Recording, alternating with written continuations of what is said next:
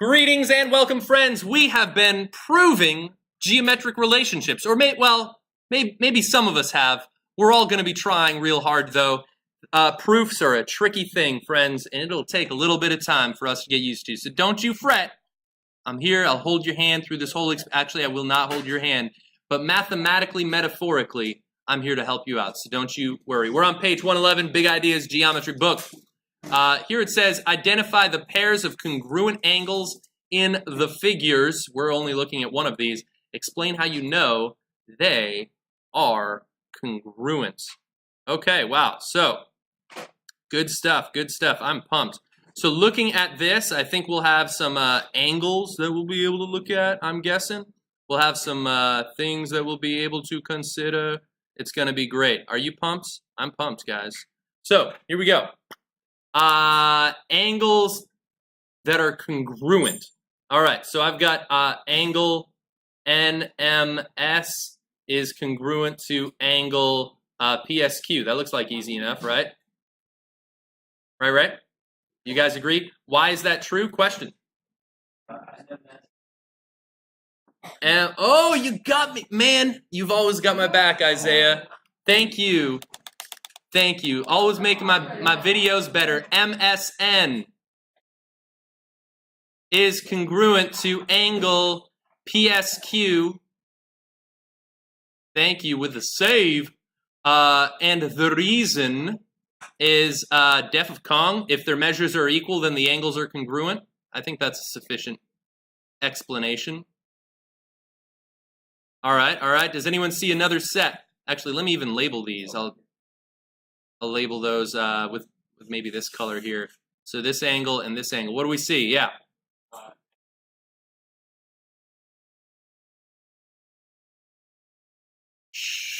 Silencio, friends. Silencio. Track this.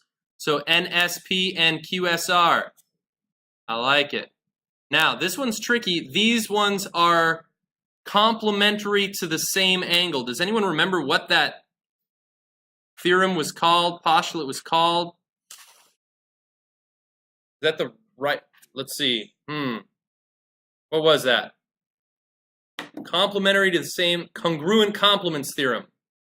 Yeah, these names I'm going to have to work on myself. So congruence complements theorem.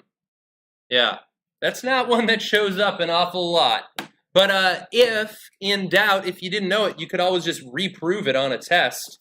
And just like take a little bit more time, right, Malik? Right? I think so. That makes sense. Let's see. What else do I got? Does anyone notice another one? How about this? Angle MSP. Talking about this guy. Is going to be congruent to angle PSR. And we know that is true because of the right angles congruence theorem. Yeah, these ones are a little bit more obscure.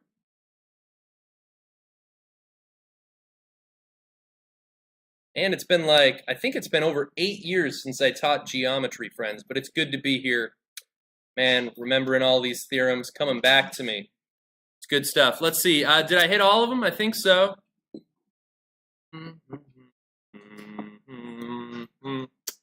Yeah. I mean, you could... yeah, I mean, unless you're starting to look at, like, big macro angles. No, that one doesn't even work. Yeah, we're good. I'm calling it. Calling it. Done. Let's see. Let's look at this. All right. I'm so excited about this problem, guys. Your algebra teachers are so glad, which actually I think most of you have the same teacher, that you are still doing algebra in the world of geometry. Now, we've got a couple things going on here. We have LPP, linear pair postulate, which says that linear pairs add up to 180, right? And we've got vertical angles theorem, vertical angles congruence theorem, right? That says that vertical angles are congruent to one another. So let me label some of this. I know, for instance, that this angle is congruent to this angle by vertical angles theorem. I also know that this angle is congruent to this angle by vertical angles theorem. Okay? If that didn't help me out, I also know that this angle and this angle are a linear pair and therefore add up to 180 degrees. Same thing for this one to this one to this one, and that one to that one. Okay? Now, when choosing which to use, you're going to want to relate two expressions that are going to allow you, permit you, to solve them easiest. So, if I wanted to relate this to this by saying these two add up to 180 degrees, that is true, although not immediately helpful. Because this has an x and that has a y. It's true, but not immediately helpful, okay?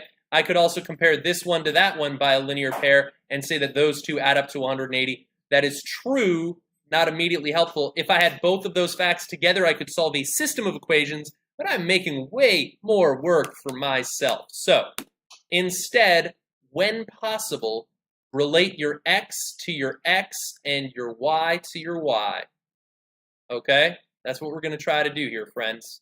Relate the x's and relate the y's. Whether that includes linear pairs or vertical angles, I'm just going to do whatever it takes. So in this case, I want to relate those x's. They are vertical angles of one another, so I'm going to say that 10x minus 4 is going to equal 6. Oh, catch that parenthesis, x plus 2. 6 times the sum of x plus 2. Now I can distribute, let's see, using the distributive property of equality. I guess we might as well rehearse some of our algebraic reasonings here. Then I would I'd bring the x's together. I always like moving the little guy to the big guy.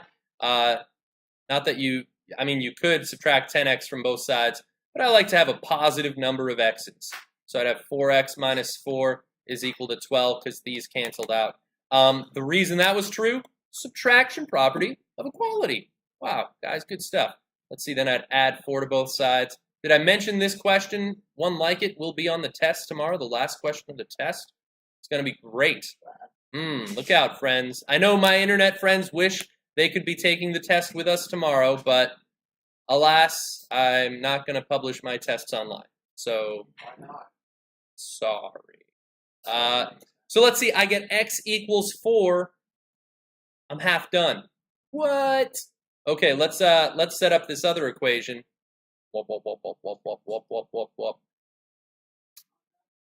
Let's see, let's relate the y's. How do these two angles with y's relate to one another?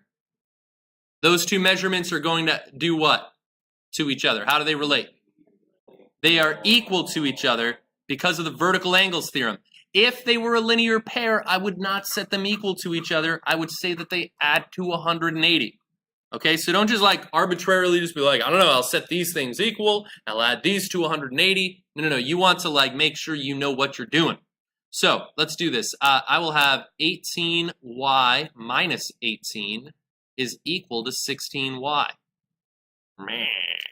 So the reason that's true, that vertical angles theorem.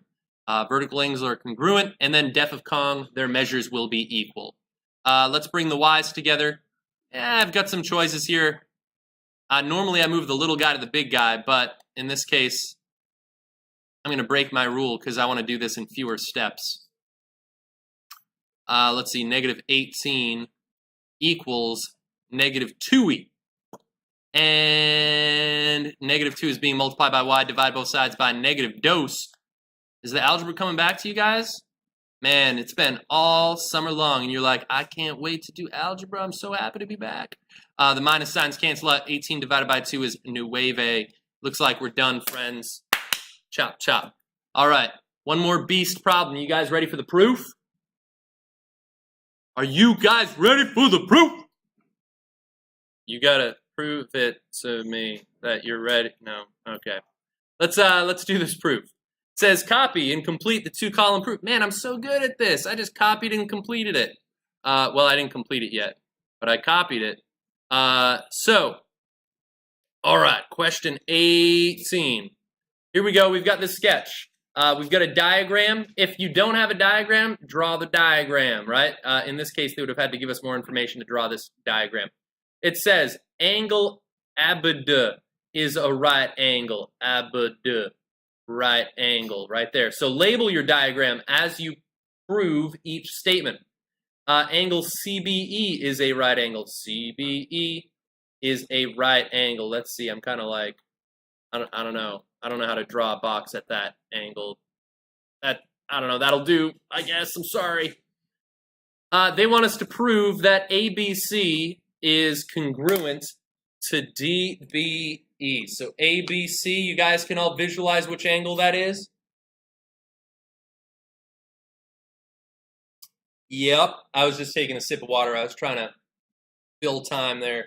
Suppose if I had a YouTube editor, I could have like someone like edit these out, but nah, I'm good. Actually, I should just change to like my laptop's camera and just like film me drinking water. So then like the internet friends know what the experience is like. Oh man, that'd be great. Agua. So, all right, someone's gonna take that agua sound and make it their ringtone. It'll be great. So let's see. So angle ABC, I'm trying to prove, is congruent to angle DBE. That's my goal. Okay, let's see what we can get. What we got here. Angle ABC is a right angle, and CBE is right angle. Come on, tell me you got reason one. Given. You guys better have gotten that. Oh man, you better have gotten that. Let's see, then they said ABC and CBD are complementary. ABC, CBD are complementary. That makes sense. Def of complementary angles, they add up to 90.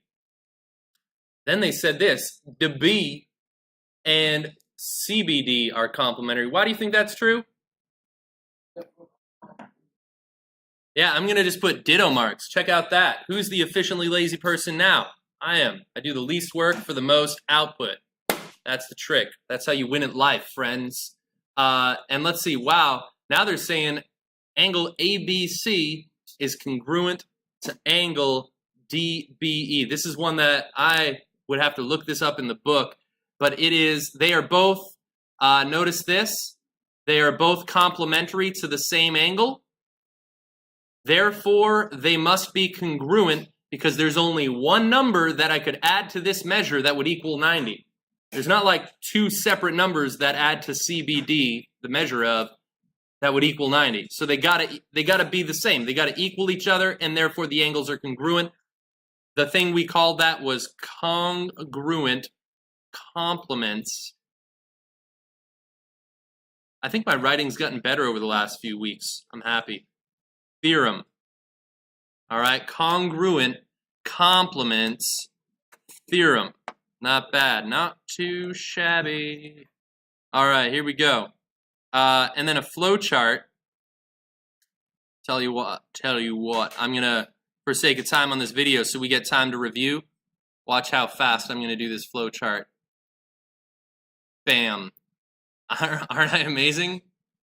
I'm pretty amazing. I think I'm pretty amazing. So the flow chart of this proof just kind of shows how the pieces of information came together. So I knew that one of them was right at a right angle. That led me to conclude that these two angles were complementary. Similar here. And then these components came together, like all together, using the congruent complements theorem to make my proof true. So you can kind of see how like I had separate, paths, separate trains of thought that were now converging towards my proof. And that's what the flowchart proof looked like. Really, you don't have to have this sideways and then down thing. You could have had the whole thing sideways. You could have the whole thing vertical. The direction of the arrows is kind of what matters. But I just want you to kind of see those right now on the test. Our flowchart proofs are just going to be fill in the blank. So don't freak out just yet. You're going to be okay.